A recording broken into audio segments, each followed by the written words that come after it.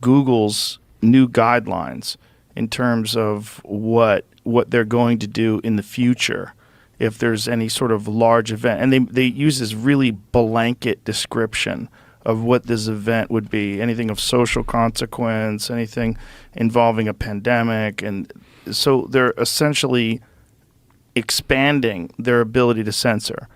Now, you could imagine where you could justify that if they weren't horribly wrong just a couple of years ago.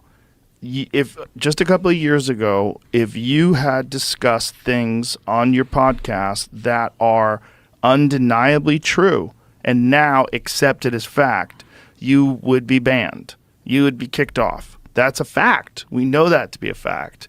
And we know that there was pressure, at least on Twitter, documented pressure by these groups that have a vested interest in pushing a very specific narrative to deny people access to the truth. And the best way to do that in their eyes was ban people, suppress information, kick people off the platform, demonetize them, so you incentivize them to self-censor. There was all these tactics being put in place. In Google, they're openly stating that they'd like to do more of this after they were horribly unsuccessful and incorrect doing this during the first pandemic.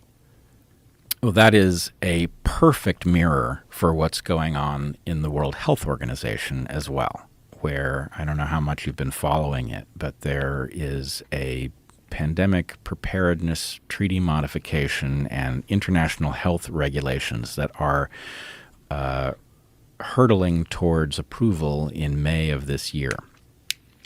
And what they are is the exact rules that would have allowed the CDC and the WHO and all of those over in Fauci land to win during COVID if they had been in place. So it looks to me like the World Health Organization is setting us up for a rematch in which we cannot do what we succeeded in doing, which is upend their narrative and get higher quality information into discussion. And they're doing this at every level. And how do they want to do it? What's their plan? Well, so first of all, the plan keeps morphing. Our ability to even see it is not maintained. They keep changing its name, so it's hard to search on.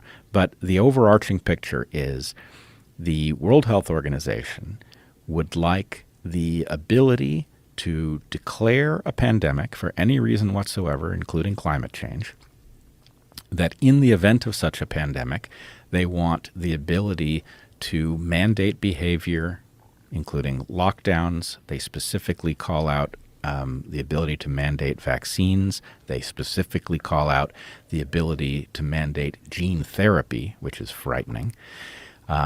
And what's more, they want the ability to censor in order to make the campaign work, in addition to being able to redistribute medications. So, for example, let's say that they decided that people like you and me were out of hand with ivermectin and they wanted to just mandate that it be sent to some far-flung corner of the globe so it would be a completely academic issue.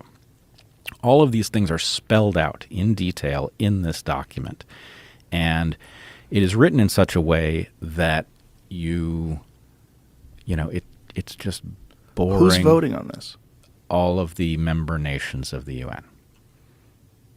Or of the WHO. So this is a absolutely diabolical plan that, I mean, if you sat down and you said, well, what rules would have allowed them to win during COVID rather than be embarrassed by podcasters, this is the set of rules. And it is a complete surrender of national sovereignty. Tedros, in addressing that concern, which tells us that we are beginning to make headway raising people's concern about this, what he said is it's not a compromise of sovereignty. And then his explanation for why it's not is that effectively this is going to be voted on by your elected governments. So his point is you've elected governments that should block this if it's a breach of your sovereignty, and they're not going to do it. So your sovereignty is intact, but that does mean that he's going to have the ability to declare an emergency and then implement all of these draconian measures. It's absolutely terrifying. Have they suffered any worldwide decrease in respect, or whether or not people value their opinion, or whether or not people value their competency? Or is it am I in a bubble where I hear the World Health Organization and I go, these people are out of their fucking minds? But does the rest of the world think like that? Like, what is the general perception? What's the temperature in the world when it comes to these things?